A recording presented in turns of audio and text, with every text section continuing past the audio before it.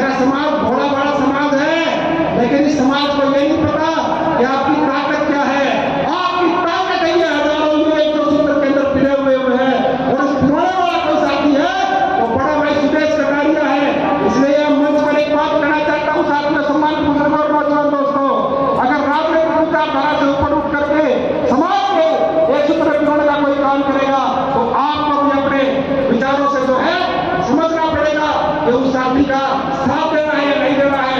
आज यहाँ प्रण करके जाना, एक साथी आपके बीच में आया है, समाज का रहनुमा आपके बीच में आया है। आज तो चुनाव का वक्त नहीं है साथियों, कोई वोट मांगने का समय नहीं है। ये साथी अगर आपके बीच में आया है तो इसकी नेक नीयत है, इसकी नीयत साफ है, ये काम करना चाहेगा। लेकिन माता बहनों को कहना चाहूंगा, अपने बेटे का अपने भाई के सिंधु पर हाथ रख करके जाना, इन बुजुर्गों से कहना चाहूंगा इसकी विचारधारा को अपनाना साथियों। और हमारे भिवानी के अंदर कर रहे जिनकी देखरेख में कार्यक्रम हो रहे हैं, ऐसे हमारे वरिष्ठ साथी डॉक्टर कपूर सिंह जी, उनके साथ आए दिन रात मेहनत मेरे साथ कर रहे हरियाणा प्रदेश के पूर्व मंत्री चौधरी शेर सिंह जी के सुपुत्र रवि चौधरी जी, उनका भी मैं यहाँ आगमन पर गुड़गांव की धरा पर धन्यवाद और स्वागत करें, जिन्होंने अपनी पकड़कर मुझे चलना सिखाया। हर गुड़गांव में सबसे निचले पायदान पर खड़ा सबसे छोटा कार्यकर्ता हूं, उसके बावजूद भी इन्होंने बड़ा दिल दिखाकर और इकट्ठा होकर मुझे बुलाया। इनकी दिल की गहराइयों से हार्दिक अभिनंदन और स्वागत। मेरे साथ आए हुए रंगा साहब, गीता जी, ममता सिंह, सभी नेतागण, ऐसे बहुत सारे लोग हैं।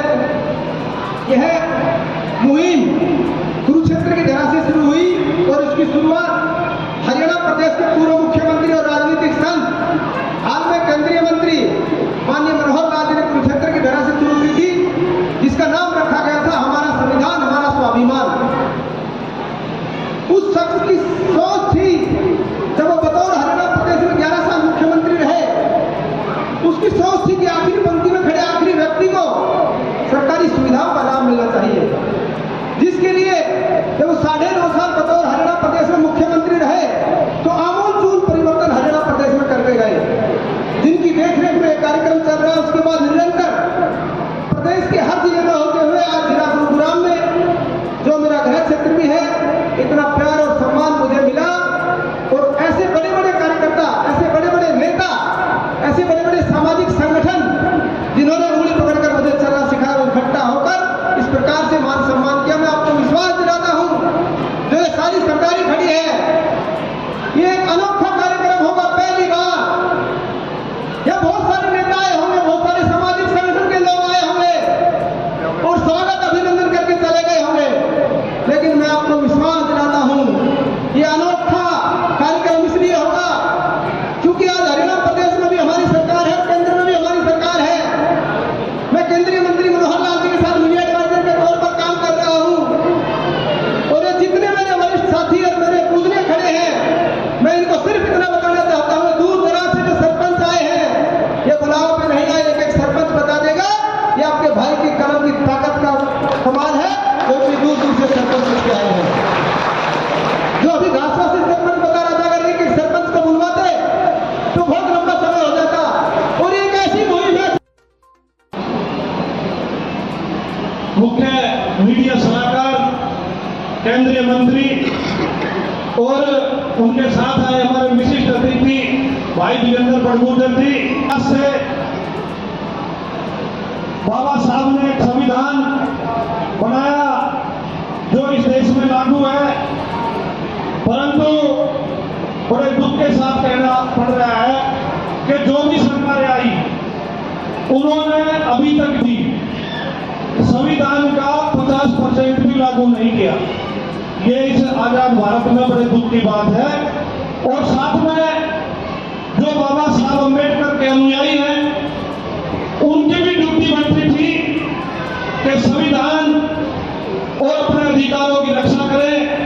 कहीं ना कहीं उन्होंने भी, हमने भी कोताही बरती है। साथियों, एक समय बार बार समय परिवर्तन करता।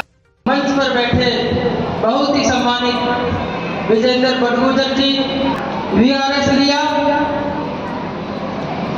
और जब लोगों की जेब में 1000 रुपए नहीं होते थे, महीनों महीनों तक 1000 और 2000 रुपए इकट्ठे नहीं होते थे, उस टाइम 5-5 और 10-10 लाख रुपए लगाकर, वो भी अपनी जेब से किसी से इकट्ठा ना करके, मान्यवर साहब काशीराम जी के प्रोग्राम कराए, रैलियां कराई।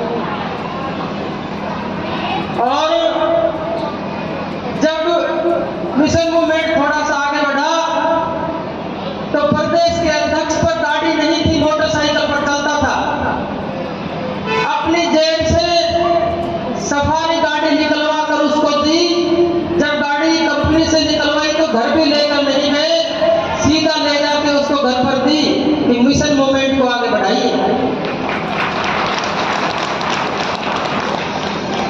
उसके दिमाग में क्या चल रहा होगा, डॉक्टर कपूर सिंह क्या करना चाह रहे होंगे,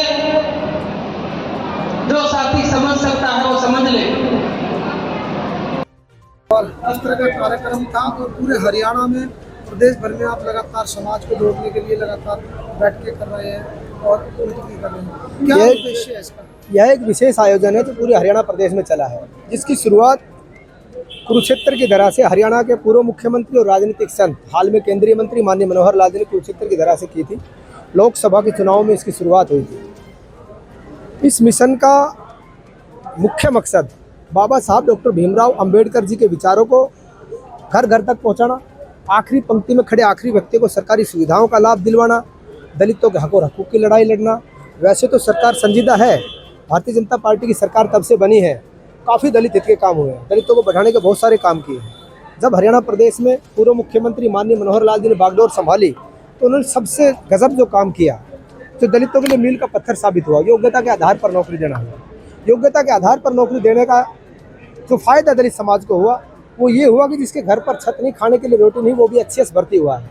ये मनोहर सोच और भारतीय जनता पार्टी की सोच का नतीजा है। लेकिन बावजूद उसके फिर भी कोई काम किसी का हो जाता है, आखिरी पंक्ति में खड़े आखिरी व्यक्ति को सरकार की सुविधाओं के लेने में कोई दिक्कत आती है, तो हम और हमारे एससी कमीशन के वाइस चेयरमैन वीरेंद्र बड़गुजर जी और हमारी पूरी हरियाणा प्रदेश की टीम, डॉक्टर कपूर साहब, रवि जी हैं, पूर्व मंत्री जी के बेटे हैं, शेर सिंह जी के, हमारे श्यामलाल जी, कुलदीप जी इसके संयोजक हैं कार्यक्रम के। पूरे हरियाणा प्रदेश में यह 18वां हमारा जिला है। तो इसका मुख्य मकसद तो बाबा साहब डॉक्टर भीमराव अंबेडकर जी के विचारों को घर घर तक पहुँचाना और आखिरी पंक्ति में खड़े आखिरी व्यक्ति को सरकार की सुविधाओं का लाभ में कोई दिक्कत ना हो, इसकी चिंता करना है। अम्बेडकर भवन पूछते थे किस तरह की समस्या लोगों देख रहे थे, समस्या आपको बता रहे थे। और ज़्यादातर समस्या कॉरपोरेशन से संबंधित है, किसी की सफाई की है, किसी को गली को लेकर है। ये तो जिले लेवल की शिकायत है, प्रशासन लेवल पर पूरी हो जाएंगी। मैं पूरी कोशिश करूंगा, कमिश्नर से बात करके इनका निदान करवाया जाएगा।